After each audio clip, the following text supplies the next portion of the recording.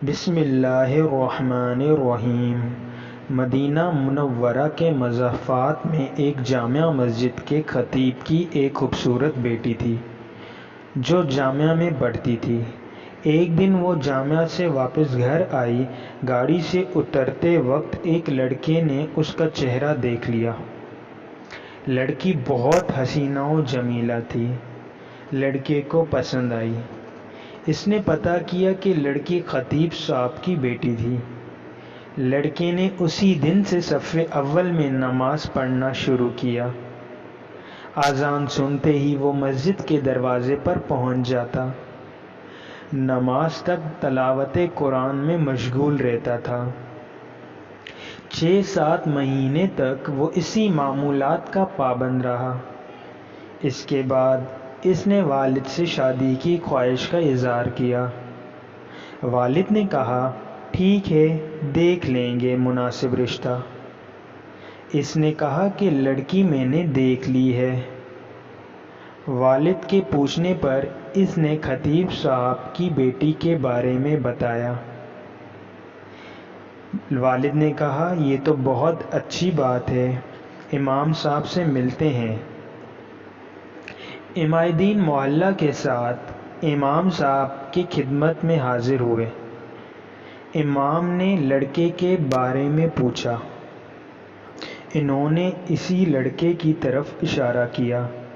خطیب نے لڑکے کی دینداری کو دیکھ کر رشتہ لڑکی سے مشورہ کرنے اور رضامندی ظاہر کرنے پر قبول کیا۔ چنانچہ رشتہ طے ہوا۔ 6-7 ماہ بعد شادی ہوئی۔ شادی کے کچھ عرصے بعد لڑکے نے نماز پڑھنے میں سستی شروع کی۔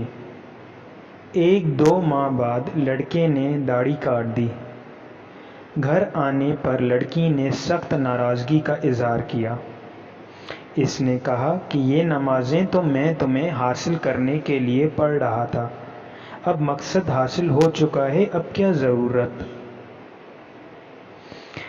لڑکی یہ سن کر بہت افسردہ خاطر ہوئی اور جا کر والد صاحب سے کہا کہ اس بے دین کے ساتھ ایک دن نہیں رہنا چاہتی۔ یہ معاملہ محکمہ عدل تک پہنچ گیا۔ قاضی نے دونوں میں تفریق کا فیصلہ کیا۔ لڑکا بہت پریشان ہوا۔ اس نے بہت کوشش کیا لیکن لڑکی کو دوبارہ نہ پا سکا۔ لڑکے نے ایک جادوگر سے مدد حاصل کرنے کا فیصلہ کیا۔ جادوگر نے بڑے رقم ادا کرنے کا مطالبہ کیا۔ لڑکے نے سارے پیسے پیشگی ادا کیے۔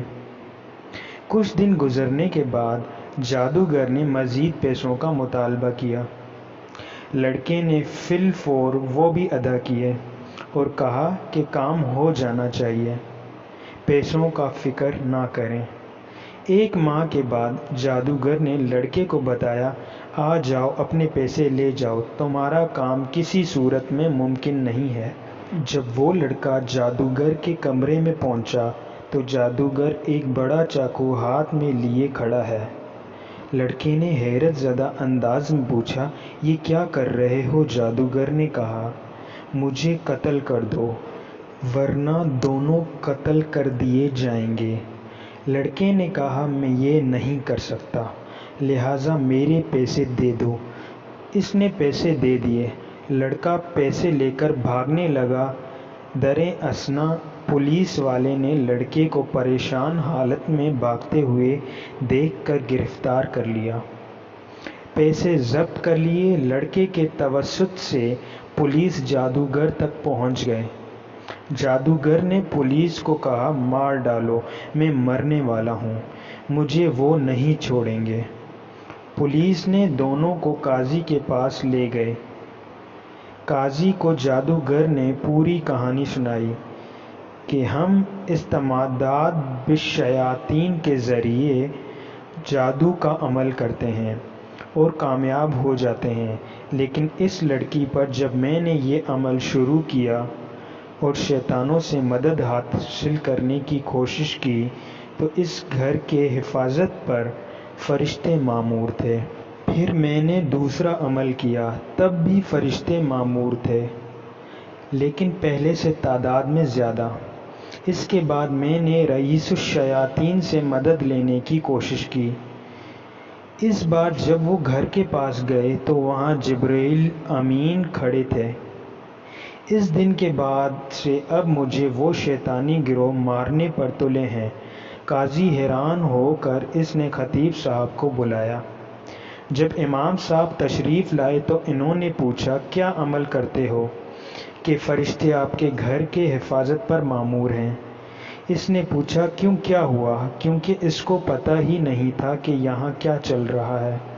جب انہوں نے امام صاحب کو پوری کہانی سنائی تو خطیب صاحب نے کہا کہ ہمارے گھر میں صبح روزانہ سورہ بقرہ کی تلاوت ہوتی ہے، اور جس گھر میں سورہ بقرہ کی تلاوت ہوتی ہے اس پر جنات اور شیاطین اثر نہیں ہوتا۔ نیک خاندان کی حفاظت کے لیے اللہ تعالیٰ ایسا انتظام کرتا ہے۔